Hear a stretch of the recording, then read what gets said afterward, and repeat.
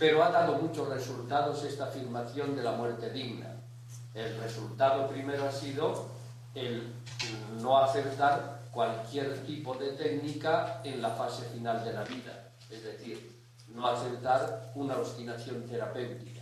Y positivamente nos ha ayudado a admitir éticamente como algo completamente asumido por todos la conveniencia de cuidados paliativos. No hay ninguna objeción ética, y cuando llegue el momento y sea necesario, la sedación como un procedimiento final dentro de esos cuidados de la atención del enfermo en su fase terminal. Por lo tanto, el criterio de la muerte digna ha tenido mucha funcionalidad y puede seguir teniendo funcionalidades, pero buscando sus mediaciones. De ese criterio se pasa ahora, y quiero hacer alguna alusión, a situaciones concretas, ya a cuestiones que son más debatidas. Enumero algunas de ellas y me detengo únicamente en la que aquí en esta mesa parece que ha salido y que merece la pena ser dialogada. De las cuestiones que requieren un análisis muy preciso, sin duda ninguna, están la determinación de lo que llamamos estado vegetativo permanente, es decir, conocimiento exacto, y taxonomía exacta para conocer las situaciones reales. También necesitamos saber qué es eso de inutilidad médica o futilidad terapéutica, a qué es propiamente esa realidad. Necesitamos también medir eso que llamamos desproporción entre lo que deseamos o lo que podemos obtener con un tratamiento y las dificultades que lleva consigo ese tratamiento. Necesitamos también una clarificación semántica de palabras que utilizamos con mucha facilidad y que luego tienen una dificultad muy notable en el sentido que llevan. Palabras y verbos como son iniciar un tratamiento, mantener un tratamiento, limitar una terapia, interrumpir una terapia. Todos estos verbos precisan un análisis semántico muy detallado y es necesario concretarlos bien. De hecho, en las legislaciones todas estas palabras, estos verbos, se utilizan, y lo han puesto muy de relieve analistas de la ley francesa sobre las voluntades anticipadas. Se utilizan todas estas expresiones de una manera demasiado fácil, y cuando se trata de entender o de decir qué es lo que significan, la gente no sabe, porque qué es esto de interrumpir, qué es esto de limitar, qué es esto de mantener, qué es esto de iniciar. Necesitaríamos precisiones semánticas más exactas de las que tenemos. Hay una cuestión, en ella me voy a detener, en la que necesitamos también más precisiones. Es decir, es una realidad que no está solucionada, ni por parte de unos ni por parte de otros. Y es en la ética de la hidratación y la nutrición médicamente asistidas. Como ha salido en esta mesa, me voy a detener un poco y lo voy a reflexionar, o voy a dar algunos datos desde la bioética, y en este caso asumiendo los datos de la bioética teológica, es decir, los datos de la doctrina oficial de la Iglesia Católica. Y esta cuestión ha sido la cuestión fundamental que se ha debatido y que ha sido el problema del gobierno italiano y del Vaticano en el caso de Eluana Englaro. Esta era la cuestión que se debatía, y se debatía a alto nivel, como es el gobierno de Berlusconi, que por cierto después sacó la ley que pretendía sacar en 3 días, ha aparecido ya, e impide esa ley de voluntades anticipadas el interrumpir la hidratación y la medicación asistidas. Lo que quería hacer en 3 días ahora ya sale como una ley.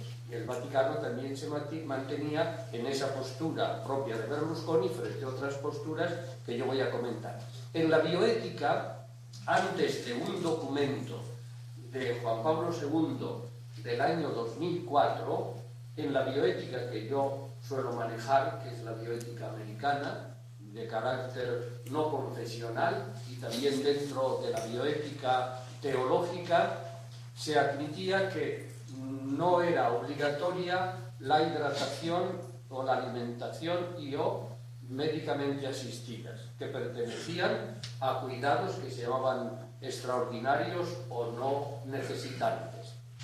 Se discutió esta afirmación que parecía algo aceptado y hubo una intervención, un discurso en ese año 2004 en el que Juan Pablo II dijo tajantemente que la hidratación y la alimentación médicamente asistidas pertenecían al orden de las necesidades y no de las terapias.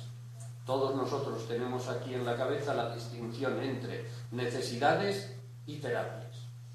Si el alimentarse y el beber es una necesidad, yo no se la puedo negar a nadie. Ahora, si el dar de beber o el dar comida es una terapia, entonces ya queda sometida a los criterios de la bioética, de la proporcionalidad, de los medios, etc. Aquí se dijo, por parte del Papa Juan Pablo II, que era más bien una necesidad. Esto lo corroboró un documento importante de la Congregación de la Doctrina de la Fe en el año 2007 y vino a decir lo mismo, pero más matizadamente, mucho más matizadamente. Y lo dijo afirmando que en términos generales la hidratación y la alimentación artificiales son medios ordinarios y proporcionados, pero eso en principio. Y segundo, decía, habrá de mostrarse de hecho que cumplen su propia finalidad. Y tercero, no cumplirían esa finalidad en el caso de que estos alimentos no puedan ser asimilados por el cuerpo del paciente. Y cuarto, también serían un medio desproporcionado si la alimentación y la hidratación no pudieran ser administradas sin causar una notable molestia física.